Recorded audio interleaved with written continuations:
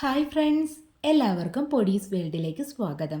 ഇന്ന് ഞാൻ വന്നിട്ടുള്ളത് മെലിഞ്ഞിരിക്കുന്നവർക്ക് പെട്ടെന്ന് തടി വെക്കാൻ വേണ്ടിയിട്ട് ഹെൽപ്പ് ചെയ്യുന്ന നല്ലൊരു സ്മൂത്തിയുടെ റെസിപ്പിയുമായിട്ടാണ്. വീഡിയോ കാണുമ്പോൾ ഇഷ്ടമാവുകയാണെന്നുണ്ടെങ്കിൽ പ്ലീസ് ഒന്ന് ലൈക്കും കൂടി ചെയ്തേക്കണേ.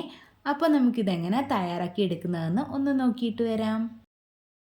സ്മൂത്തി തയ്യാറാക്കി എടുക്കുന്നതിനായിട്ട് ആദ്യം തന്നെ വേണ്ടത് നേന്ത്രപ്പഴമാണ്. ഞാനിവിടെ ഈ ഒരു വലിപ്പത്തിലുള്ള ഒരു നേന്ത്രപ്പഴമാണ് എടുക്കുന്നത്. ഇത് അത്യാവശ്യം പഴുത്ത നേന്ത്രപ്പഴമാണ് കേട്ടോ. ചെറിയ നേന്ത്രപ്പഴമൊക്കെ ആണെങ്കിൽ 2 എണ്ണം വരെ ഉപയോഗിക്കാവുന്നതാണ്.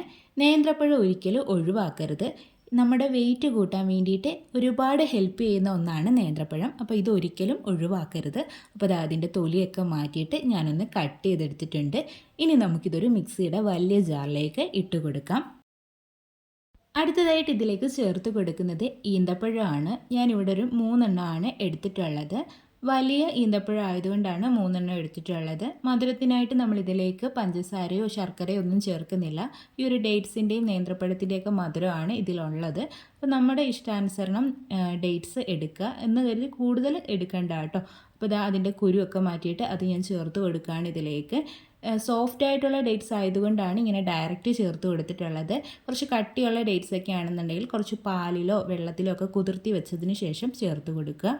അടുത്തതായിട്ട് ഇതിലേക്ക് ചേർത്ത് കൊടുക്കുന്നത് കാഷ്യൂ നട്ട്സ് ആണ്. അതൊരു 5 എണ്ണമാണ് ചേർത്ത് കൊടുത്തിട്ടുള്ളത്. കുറച്ച് വെള്ളത്തിലൊന്ന് കുറച്ച് നേരം സോക്ക് ചെയ്ത് വെച്ചിട്ടാണ് ചേർത്ത് കൊടുക്കുന്നത്. വെള്ളം മാറ്റിയിട്ടാണ് ചേർത്ത് കൊടുത്തിട്ടുള്ളത്.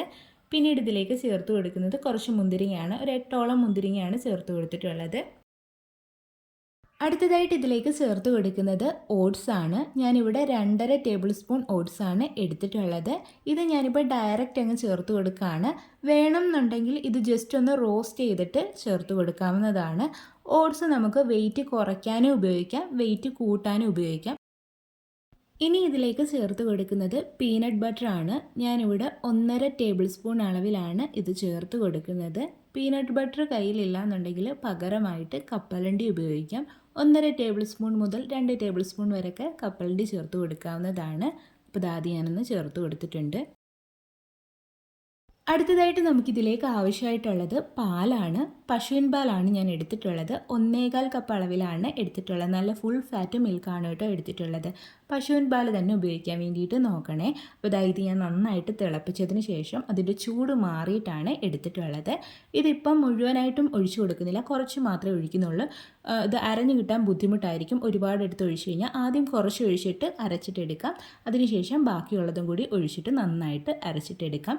ഇതിലേക്ക് ബദാമൊക്കെ ചേർക്കണമെങ്കിൽ ചേർത്ത് കൊടുക്കാവുന്നതാണ്. അപ്പോൾ ഞാനൊന്ന് അരച്ചെടുത്തിട്ട് വരട്ടെ. അപ്പോൾ ഞാൻ നന്നായിട്ട് ബ്ലെൻഡ് ചെയ്തെടുത്തിട്ട് കൊണ്ടുവന്നിട്ടുണ്ട്. ഇനി നമുക്കിതൊരു ഗ്ലാസ്സിലേക്ക് അങ്ങ് ഒഴിച്ചു കൊടുക്കാം. ഇതിപ്പം കുറച്ച് തിക്കായിട്ടാണ് ഇരിക്കുന്നത്, കുറച്ചൊന്ന് ക്രീമി ആയിട്ടാണ് ഇരിക്കുന്നത്. ഈ ഒരു രീതിയിൽ കുടിക്കാൻ ഇഷ്ടമില്ല എന്നുണ്ടെങ്കിൽ നമ്മൾ എടുക്കുന്ന പാലുണ്ടല്ലോ, ഒഴിച്ചു കൊടുക്കുന്ന പാലുണ്ടല്ലോ, അതിൻ്റെ അളവ് കുറച്ചുകൂടി കൂട്ടിയാൽ മതി. അപ്പോൾ കുറച്ചുകൂടി ഒരു ലൂസായിട്ട് കിട്ടുന്നതാണ്. അപ്പോൾ ഇത്രയേ ഉള്ളൂ. വെയിറ്റ് ഗെയിൻ സ്മൂത്തി ഇവിടെ റെഡി ആയിട്ടുണ്ട്. ഇത് തുടർച്ചയായിട്ട് ഒരു 2 ആഴ്ചയൊക്കെ കഴിക്കുകയാണെങ്കിൽ തന്നെ നല്ലൊരു റിസൾട്ട് കിട്ടും കേട്ടോ. അപ്പോൾ ഞാൻ അതിൻ്റെ മുകളിലേക്ക് കുറച്ച് ഗ്രേറ്റ് ചെയ്ത് വെച്ചിട്ടുള്ള ബദാമും കൂടി വെച്ച് കൊടുക്കുന്നുണ്ട്. അപ്പോൾ ഇത്രയേ ഉള്ളൂ. നല്ല ടേസ്റ്റിയാണ്, അതുപോലെ തന്നെ നല്ല ഹെൽത്തി ആയിട്ടുള്ളൊരു ഡ്രിങ്കാണ് കേട്ടോ. അപ്പോൾ എല്ലാവരും ട്രൈ ചെയ്ത് നോക്കണേ. നിങ്ങൾക്ക് തീർച്ചയായിട്ടും ഒരു റിസൾട്ട് കിട്ടുന്നതായിരിക്കും. ഇത് രാവിലെ കഴിക്കാം, അതായത് ബ്രേക്ക്ഫാസ്റ്റ് ആയിട്ട് കഴിക്കരുത് കേട്ടോ. അങ്ങനെയാണെന്നുണ്ടെങ്കിൽ ചിലപ്പോൾ ഗ്യാസിൻ്റെയൊക്കെ പ്രശ്നം ഉണ്ടാകാൻ സാധ്യതയുണ്ട്. അതുകൊണ്ട് ഒരു ബ്രേക്ക്ഫാസ്റ്റൊക്കെ കഴിഞ്ഞിട്ട് പിന്നെ ഒരു 11 മണി ആ ഒരു സമയത്ത് കഴിക്കാം. അല്ലെങ്കിൽ വൈകിട്ട് നമ്മൾ ചായയൊക്കെ കുടിക്കുന്ന ആ ഒരു സമയത്ത് ഇത് കുടിക്കാവുന്നതാണ്. ചായയൊക്കെ ഒഴിവാക്കിയിട്ട് ഇത് കുടിക്കാവുന്നതാണ്.